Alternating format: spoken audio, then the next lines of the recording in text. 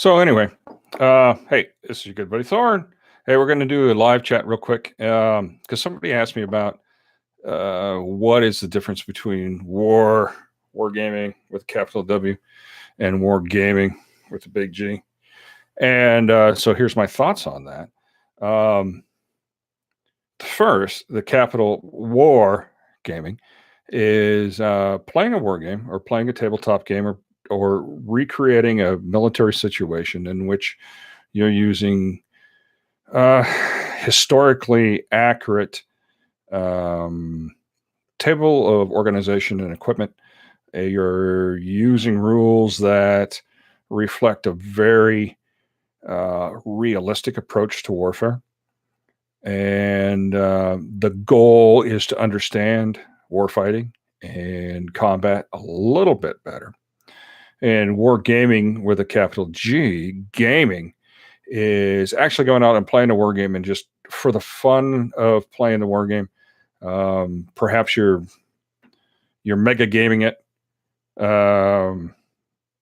creating a list or table of ordnance or table of organization and equipment that is optimized towards winning the game rather than fighting or experiencing it as it was. Is one better than the other? Not really, because they're two totally different things. In the military, when you're doing war gaming, in the operations order process, in the mission development phase, you are war gaming. You are fighting that battle out on the table, usually with maps and charts and what have you, and you are trying to figure out what you're going to do. It's very realistic, and you play through multiple scenarios. Usually the intelligence officer, the S2, plays the bad guy, doing what the bad guy would do, and the operations officer, the S3, along with the commander, battalion commander, brigade commander, division commander, is going to play the good guys. And so they're going to go, we're going to do this. This is how we're going to do it. And then the S2, the opponent, says, well, this is what I'm going to do to counter that. And then the operations officer says, well, then that's what I'm going to do. This is what I'm going to do to counter that. And you work through various methods of fighting that battle, course of action. You're going to have maybe one or two or three different types of courses of action in order to figure out what your operational plan is going to be. And then the best one gets put into the operations order, and then you go with that. Professionally, that's a war, capital W, game. On the tabletop, you can do the same thing. And using that table of ordnance or table of organization and equipment that I used to build my kill team, utilizing 7-30 or 7-23 infantry squad to organize that squad, that Scion squad, with team leader with a rifle, a rifleman, a grenade launcher, and a saw gunner, squad automatic weapon, and then two teams, and then a squad leader. Hi, Cinnamon. And that's really going to that's war gaming, and take it on the tabletop, and we'll run through some of the battle drills to show you how that works. And so that's W, capital war gaming. Is that squad the most effective on the table based upon the rule set? Possibly not. What do you want, you crazy cat? I can't get away from the cats. I'm sorry. And you can see the mess in the background. I'm slowly shifting through stuff for the winter's coming up. There's computer parts back there. There's various costume pieces. There's some other stuff from a closet that needs to go out. So I apologize for the mess. I'm kind of winter's coming, so we're catching up on that. All right. So that's the historical war gaming, capital W. And then war gaming, capital G, is what most of us do on the tabletop. We're there to win the game. And that's kind of what we're trying to do. So our lists are optimized or mega'd to achieve the best results based upon the rules. And that's perfectly fine. I mean, that makes sense. Historical war game, if we're doing Napoleonics, for example, and I've got I am fighting it as an infantry brigade commander. I've got 7 or 8 battalions of infantry, a couple batteries of artillery, and possibly some light cav.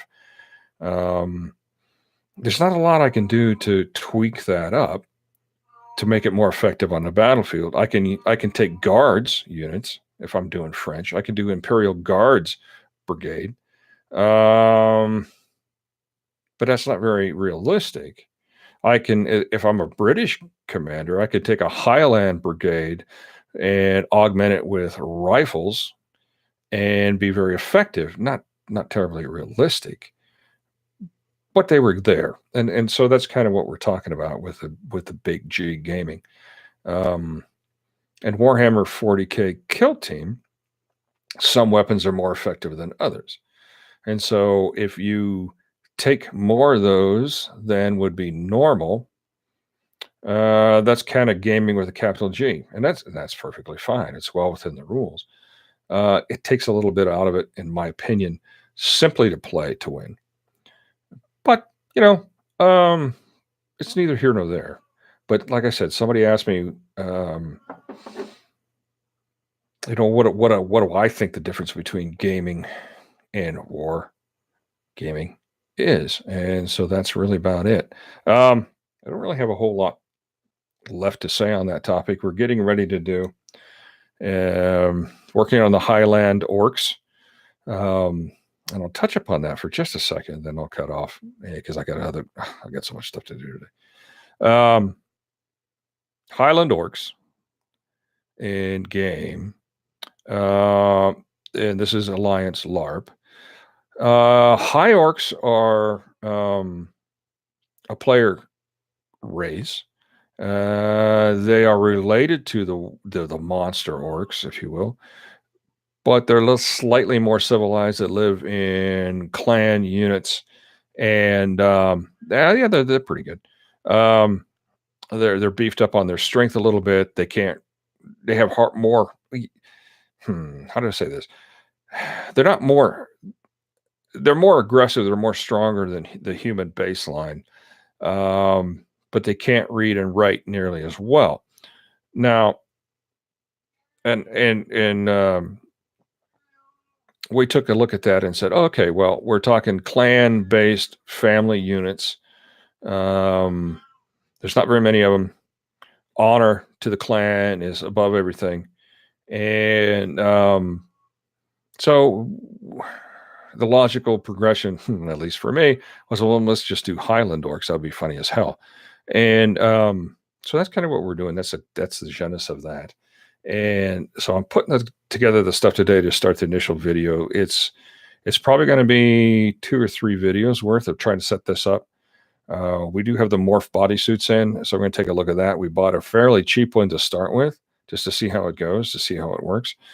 We're doing probably great kilts or the small kilt or the fillet bag, and we're doing costuming.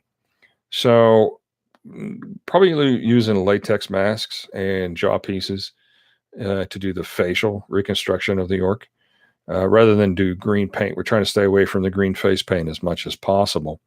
But we'll see how it goes. I don't know. And if I do the latex mask, then I don't have to trim this up. So I'm working on this a little bit.